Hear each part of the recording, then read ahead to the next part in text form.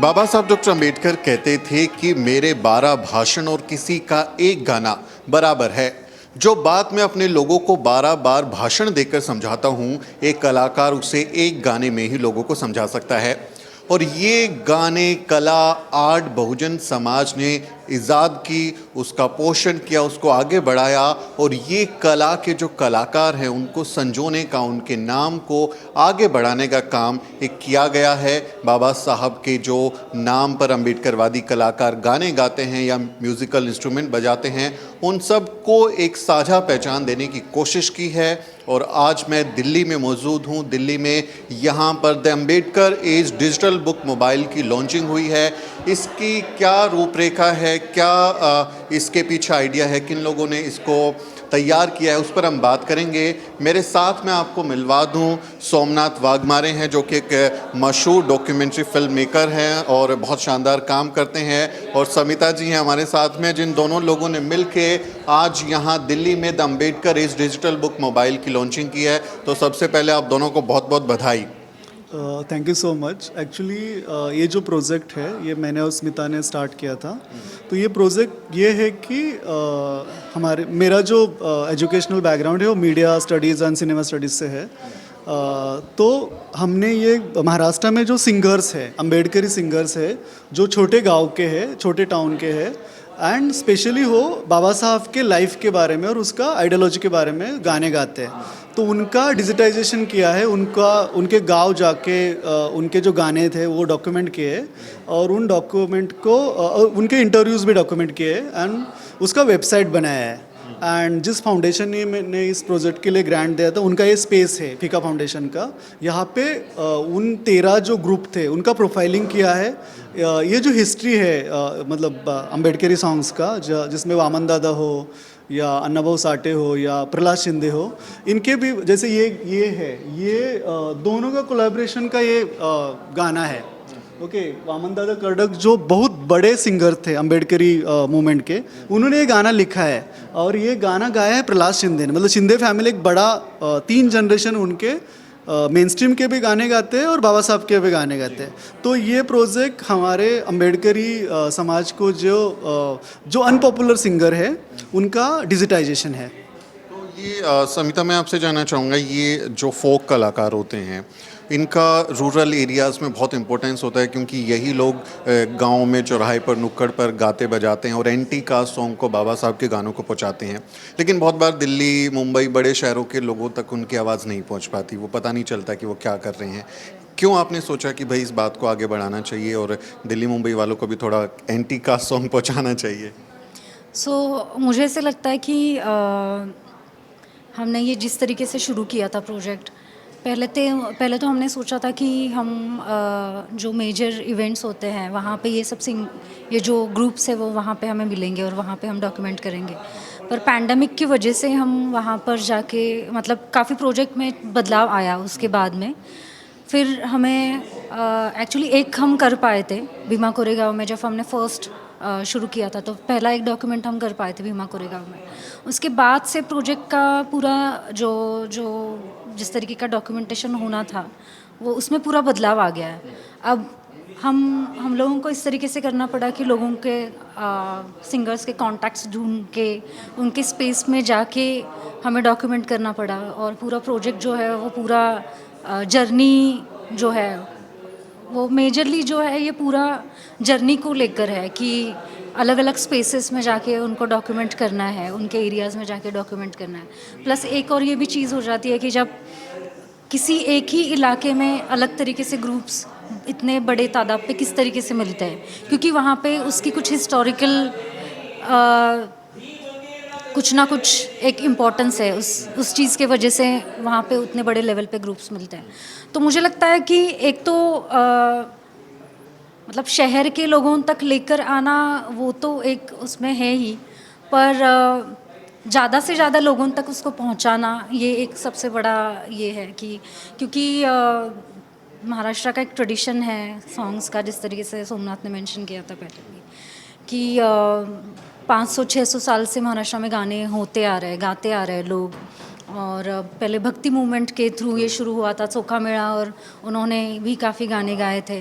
पर आज जिस तरीके से शहरों में देखा जाता है, चोखा मेला के गाने शहरों में भी गाए जाते हैं, अर्बन सिटीज़ में, पूना में और मुंबई में आप सुन सकते हैं उनके गाने, पर एक एलिट क्लास वो गाने गाता है विदाउट मतलब उसका जो कॉन्टेक्स्ट है वो छोड़ के उसके सिर्फ गानों के स्टाइल को, गानों के स्टाइल को दोहराया कबीर जाता को है। अलग तरीके से गाते हैं, चोखा मिला को, संत तुकाराम को, और फिर वो एक प्रोफेशनली उसको रिप्रेजेंट किया जाता है। और उसका जो मेन कॉन्टेक्स्ट है वो छोड़ के उसके सिर्फ गानों के तरीके को ये किया जाता है कि वो किस तरीके से गाया है। वाह वाह, बहुत सुंदर एक तरीके से गाया है, एक घराने के स्टाइल से गाया हुआ है, या जो बहुत इंटरेस्टिंग सी बात है। थोड़ा सा ऐड करना चाहूँगा कि वही जो चीज़ हमारे लोगों की है, हमारा ओरिजिनल क्रिएशन है, उसी के नाम पर कोई गा के अवार्ड भी ले रहा है, नाम भी बनाना, करियर बना रहा है, और जो हमारे लोग थे उनको कोई नहीं जान रहा। जो उनको नहीं जानता था उसको आप लोगों ने थोड़ा सा एक प्लेटफॉर्म देने की कोशिश की। तो मैं चाहूँगा कि आप थोड़ा हमको यात्रा कराएं। ये इधर पे बाबा साहब का स्टैचू, और नीचे ये क्या है, इसके बारे में ज़रा बताएं, वो क्या है? एक्चुअली ये जो दो इमेजेस है ये दीक्षा चैत्य भूमि है जो मुंबई में प्लेस है, एंड ये मतलब जो प्रोटेस्ट होते हैं जिसमें बाबा साहब का इमेज होता है, ऐसा एक है। एंड ये वो ढोल के जो ढोल का जो चमड़ी खाल लगाई जाती है उसके ऊपर बनाया या उसके ऊपर बनाया गया है, और इसमें बाबा साहब का इमेज है। एंड कुछ पॉपुलर मराठी गाने हैं बाबा साहब के ऊपर। एक कड़ूबाई खरात का एक गाना था, मतलब उसने नहीं लिखा है, किसी और ने लिखा था, बट उसने गाने के बाद वो बहुत पॉपुलर हुआ था। उस गाने के कुछ लाइनें लिखी है उस पे, उसके ऊपर ये जो है खातो तुपत पोड़ी, हाँ, ये सब उस गाने की लाइन है। एंड जो नीचे है वो एक्चुअली अम्बेडकरी सॉन्ग्स के ऊपर जो भी कुछ लोगों ने एकेडमिक लिखा है या फिर रिसर्च पेपर या कुछ आर्ट। ये जो बुक है ये महात्मा फूले ने लिखा था उसका है, या वो दूसरा या पेपर है, तो उसके कॉन्टेक्स्ट कुछ रिसर्च हुआ है, वो भी लिखा है, यहाँ पे लिखा है। एंड ये जो साइड है पूरा, ये जो सारे लोग हैं जिनको हमने जाके रिकॉर्ड किया है। जैसे ये ग्रुप है, ये सांगली का ग्रुप है, और ये जो है मेन जो आर्टिस्ट है ये ब्लाइंड है, ओके। एंड इनका नाम मुझे याद नहीं है अभी, ओके। जय भीम ज्ञान पार्टी है, इसका नाम है जय भीम गायन पार्टी, बट ये जो बीच का उनका मेन सिंगर है उसका नाम याद नहीं है। बट ये सांगली के पास, सांगली जो वेस्टर्न महाराष्ट्र में है, वहाँ का ग्रुप है। और एक्चुअली इन लोगों का ये नॉन कमर्शियल लोग हैं, ओके। इनका ये मतलब जैसे ये ग्रुप है ना, इसमें भी एक ब्लाइंड है, ये जो है ये आर्टिस्ट है, और इनका जो मेन है ये एक स्कूल में प्यून है। वो कहीं नौकरी करता है, कुछ काम करता है, और उसके साथ साथ एक ग्रुप जुड़ता है और वो लोग गाने गाते हैं, बाबा साहब के गाने गाते हैं। जैसे ये जो ग्रुप है ना, ये सबसे इस पूरा जर्नी में ये इंसान मुझे सबसे इंटरेस्टिंग लगा, महादेव वामन साहब ने। एक्चुअली मैं इसके भाई जो है दूसरे त्र्यंबक साहब ने, वो शायर है, और उनका खासियत ये है कि वो सिर्फ स्कूल में गाते हैं, ओके। एंड वो स्कूल में 1 रुपये लेते हैं, अगर स्टूडेंट ने दिया तो, किसी को कंपलसरी नहीं है। वो स्कूल में जाते बताते कि मैं ऐसे ऐसे गाना गाता हूँ बाबा साहब का, आपको ठीक लगे तो मैं परफॉर्म कर सकता हूँ।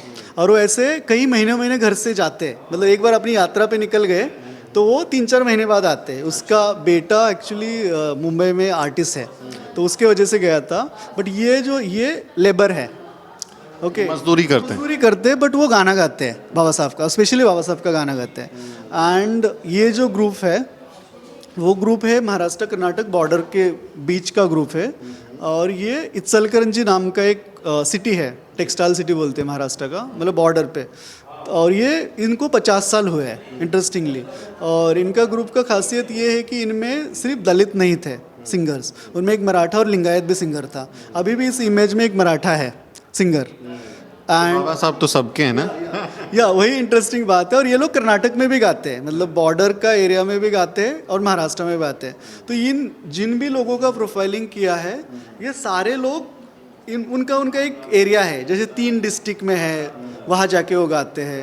एंड पैसे कमाना इस मीडियम से ये इनका कोई ये नहीं है। वो जैसे महादेव जो है वो मजदूरी करते हैं लेकिन मिशनरी गाने गाते हैं। जैसे ये है ना, ये इनका सरनेम ही पेंटर लगाया है लोगों ने, लोग इनको पेंटर बोलते हैं। ये स्कल्पचर करते हैं, मतलब सांगली, सातारा, कोल्हापुर, इस ये जो वेस्टर्न महाराष्ट्र के एरिया, यहाँ पे जितने भी बाबा साहब और बुद्धा के स्टैचूज बनाए ये इस इंसान ने बनाए। तो उसका सरनेम कांबड़े है, बट उसको लोग पेंटर, तो उसका रोजी रोटी का बिजनेस वो है। एंड ये जो पार्टी है वो प्रबोधन के लिए बनाए गए हैं। ये बहुत इंटरेस्टिंग सी चीज़ है कि जिन लोक कलाकारों को बहुत गांव देहात में परफॉर्म करने को मिलता है, तो आज मेरे जैसे व्यक्ति को या बहुत सारे सैकड़ों हज़ारों लोगों को इनके बारे में पता चल रहा होगा। समिता, एंटी कास्ट मूवमेंट की हम अगर हिस्ट्री देखें तो भक्ति काल से, जैसा आप जिक्र कर रही थी, संत तुकाराम, चोखा मिला, बाबा साहब डॉक्टर अम्बेडकर, फुले साहब, ये सब लोगों में कहीं एक कला के प्रति बड़ा लगाव है। बाबा साहब खुद कई कलाओं में माहिर थे, वायलिन बजाते थे, गाना भी, कबीर के भजन गुनगुनाते थे।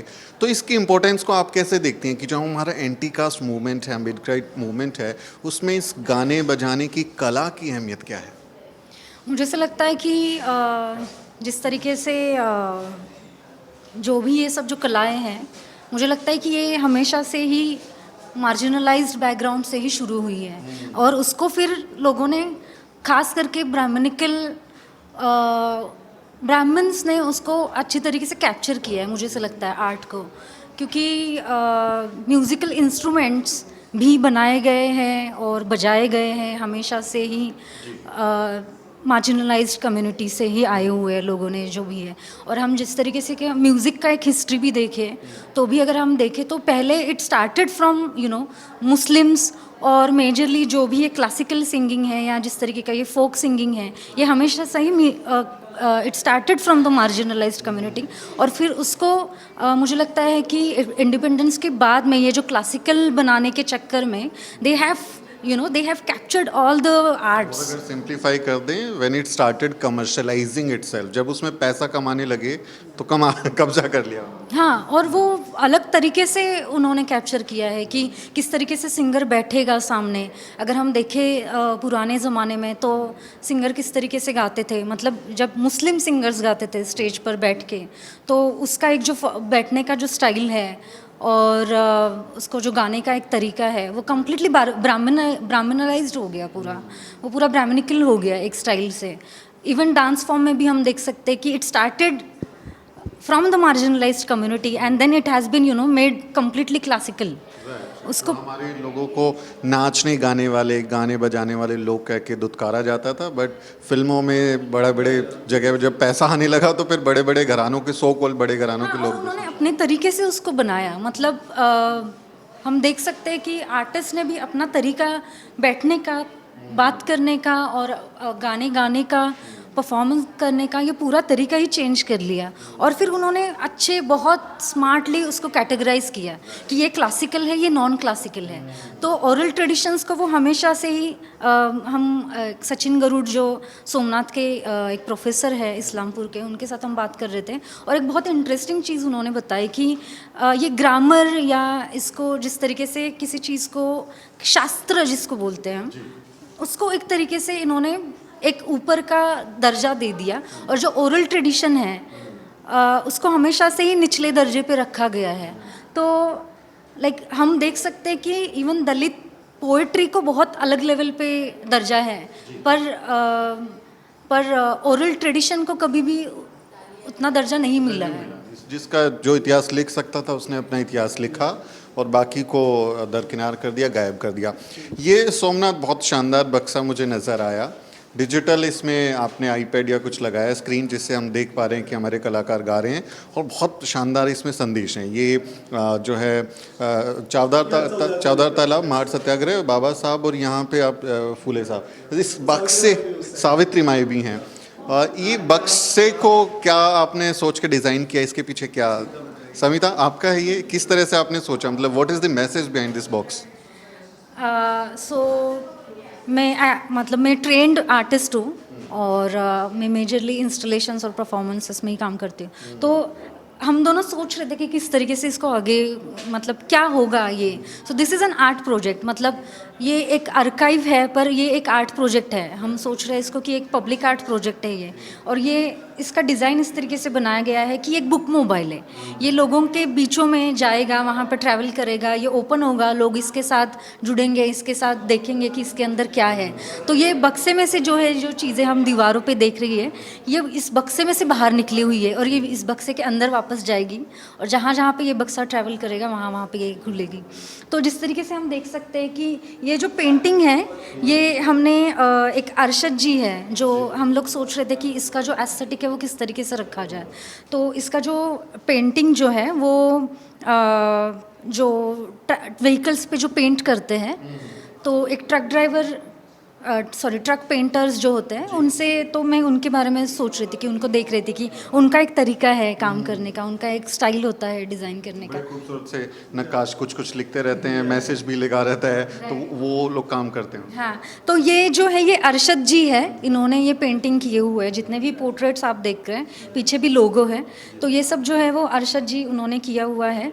और जितना भी टेक्स्ट आप देख रहे हैं, ये सब राजू, उनका नाम है, राजू जी है, उन्होंने ये किया हुआ है।